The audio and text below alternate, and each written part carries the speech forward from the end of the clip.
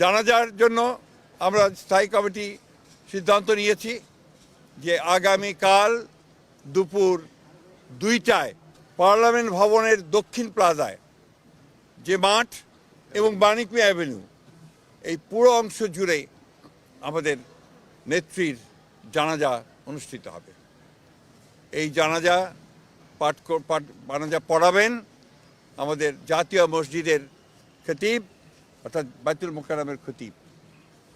আর এই জানাজায় যে সঞ্চালন করবেন পুরো বিষয়টাকে যিনি সঞ্চালন করবেন তিনি হচ্ছে আমাদের জাতীয় স্থায়ী কমিটির সদস্য জনাব নজরুল ইসলাম খান।